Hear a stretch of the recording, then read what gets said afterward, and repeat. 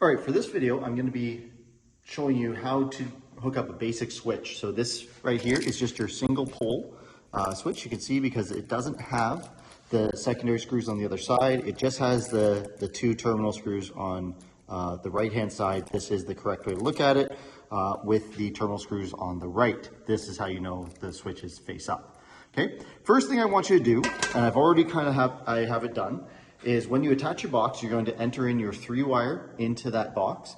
Now, you're entering in a 3-wire into the box because it is code now that you have to have a neutral wire in that box.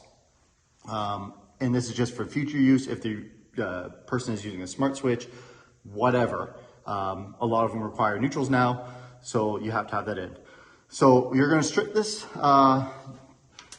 cable out, and you're going to separate all the wires, make everything nice and pretty, ready to go. And the first thing I want you to do is actually take a Marette. Well, first thing I want you to do is with this switch, it does not have a ground wire or a ground screw on that switch at all. So you're going to actually be able to just take that ground wire. I wouldn't say cut it off. I do tend to leave these on just in case down the road, but you're going to wrap that up and just push that right into the back of the box.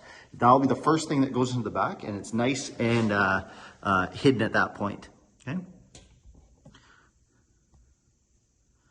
There.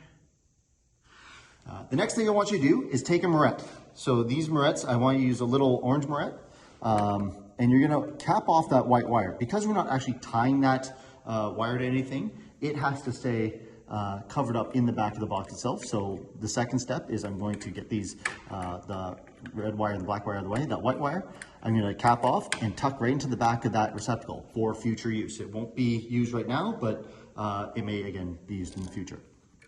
The third step in doing this is actually just stripping the cables. I know you've all done this already, so I'm just going to run through this really quick, but you take off, about an inch worth, and you'll be able to use the little screw hole that's in your strippers themselves right there, and you put that through. I tend to push it through until I feel the pinch on my finger on the other side, and you'll be able to twist that right around, okay? And do the second one. Pinch that right around. So now you have two nice hooks. Shouldn't be too elongated here. There shouldn't be too much copper showing, but it should be enough that the entire copper goes underneath the screw. You don't want to see plastic or that sheathing underneath the screw. Okay. After we've done that, we have the two wires kind of like this. I kind of get them set so that I can put both screws on at the same time. And I'm going to take the switch, hold it in my left hand, and the black wire is going to go on one side, red wire is going to go on the other. It doesn't really matter for a single pole switch too much how you're going to do this. And then you're just going to tighten these off. Making sure that the wires, again, are always going around clockwise around the switch. So you see how I tighten that. I'm going to loosen this off one more time just so you can see.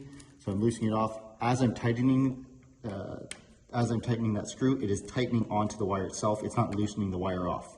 Okay. And then in essence, right there is your single pole switch. I will get you to actually attach the wires into the box itself at this point. So you'll be able to push the wires back, get all the excess wire in there, and then you're going to be able to attach your two screws. So your top first, and then your bottom, or vice versa. It doesn't really make a difference too much. Just so it's in there and doesn't go anywhere. And there you have a switch that is ready to go.